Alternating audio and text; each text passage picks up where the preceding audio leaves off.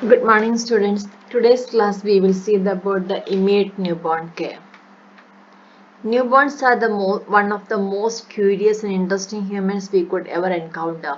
Care provided during the prenatal and neonatal period is critical to ensure the health of the mother and the baby, and the newborn care is a comprehensive strategy designed to improve the health of newborn through the intervention before conception, during pregnancy, and soon after birth. The period from birth to 28 days of life is called neonatal period, and a baby at this period is called a neonate or a newborn baby. The first week of life is known as the early neonatal period, and the late neonatal period extends from 7th day to 28th day of age. Care given to the newborn during neonatal period is known as a newborn care. Type of newborn care include immediate newborn care that means the care of baby that needs to be given at birth in labor room. Later care of baby needs to be given the postnatal ward and after discharge at home. Elements of newborn care include basic preventive care including clean delivery practice and exclusive breastfeeding, early detection of danger signs, treatment of problems such as sepsis and birth asphyxia. Immediate newborn care, the objectives include to establish and maintain respiration, to ensure warmth, to prevent infections, to provide care of the eyes, to provide care to the umbilicus, to provide care to the skin, to make observation and documentation, to make identification and transfer. The gentleness and prevention of infection include sterility must be maintained using aseptic technique during and after delivery to prevent cross-infection from either from the mother or from the delivery room. Using gentle pressure during and after delivery prevent the likelihood of injuries or wounds that can ease the entry of pathogenic microorganism. Care at birth, wipe mouth and nose secretions after delivery of the head and clean the sterile gauze pad positions, normally Trendelenburg, that means head lower than the body, and side-lying position that helps to permit the drainage of mucus from the mouth. Place a small pillow or rolled towel at the back to prevent newborn from rolling back into supine position. Gently suction with bulb syringe and short catheter from mouth to force the nose to prevent the aspiration of fluid into lungs. Deliver the baby to a warm, clean and dry towel or cloth and keep mother's abdomen or chest. Wipe both eyes separately with a sterile swab. Clamp the umbilical cord after 1 minute if the breathing well.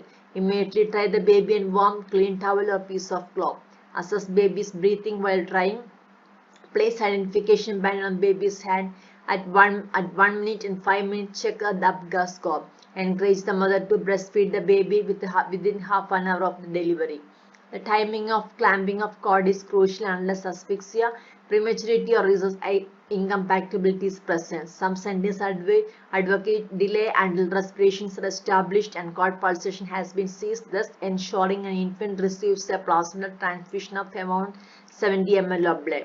Prior to clamping the cord, if the infant is held above the level of uterus, blood will gravitate to the placenta. As if infant is held below the level of uterus, then increased plasma transfusion will result.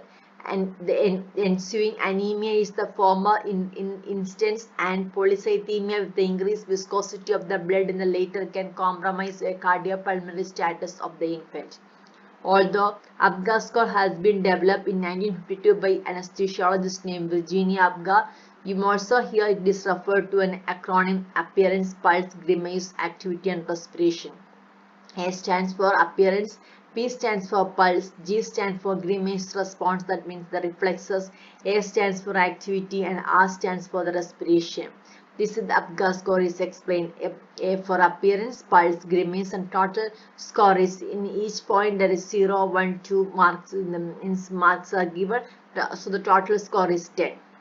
Apgar score the factors assess the heart rate, respiratory effort, muscle tone, reflex response to stimulus and color.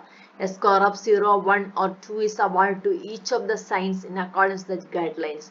Of the 5 signs, heart rate and respiratory rate are most important.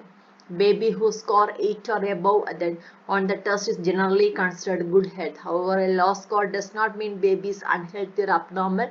It just means the baby needs some specially made care, suctioning the airways or oxygen to help him or her to breathe, after which baby should improve. At 5 minutes after the birth, Apgar score is recalculated. Baby was low at first, hasn't improved, or there is other concern, doctors and nurses will continue any necessary medical care and will closely monitor the baby. Some babies are born with conditions that require extra medical care, others just like little longer than usual to adjust life outside the womb.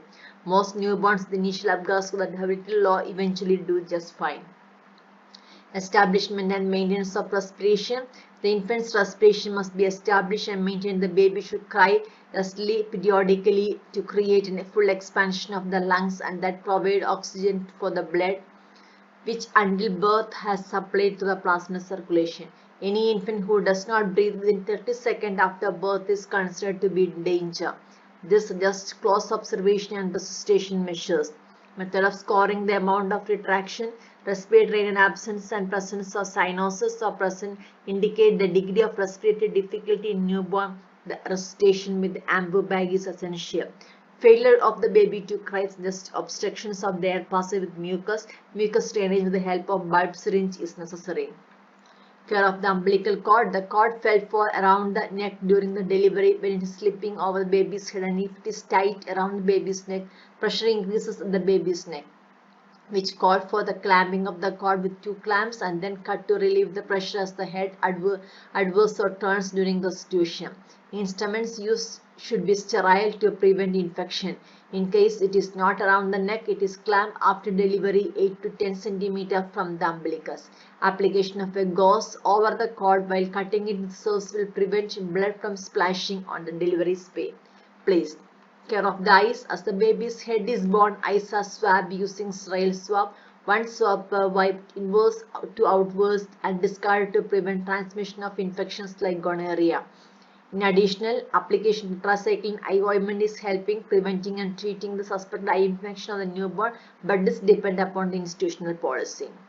Stabilization of body's temperature. Since delivery room temperature is lower than that of utero, drying and wrapping the baby in a dry, warm, sterile flannel blanket immediately after birth is helpful, preventing the drop in the body's temperature. Identification of the infant. Baby must be labeled with identification of the armband or tapes marked with identification numbers of both the mother and the baby or the foot or thumbprint of the baby before leaving the delivery room. Vitamin K also administered to prevent hemorrhage disease of the newborn because newborns dry intestine at birth. Hence, the newborn does not possess the intestinal bacteria that manufactures vitamin K, which is necessary for the formation of clotting factors. Prior to transfer the baby from the labor room, the midwife undertake detailed examination baby checking for obvious abnormality. Birth weight of the baby is taken at the end of the first hour. The time of the birth and sex of the baby are noted and recorded. Provide support for initiation of breastfeeding. Observe the newborn when she or he swallows the feeding cues. Then make verbal suggestions to the mother to encourage her newborn to move towards the breast. Promotion of early maternal-infant attachment. Immediately after birth, for some thereafter, the mother and newborn form what is called maternal-child dyad. Formation of dyad seems to be an important factor in the continued process of parent-child attachment. Maternal-infant bonding is a vital component of the attachment process that occurs in the postpartum period. Bonding is a necessary component of the parent-child attachment process. The outcome of this process will be the individualization of the child and mother into independent autonomous individuals, a parent and child who has health and love. Thank you. Thank you for listening.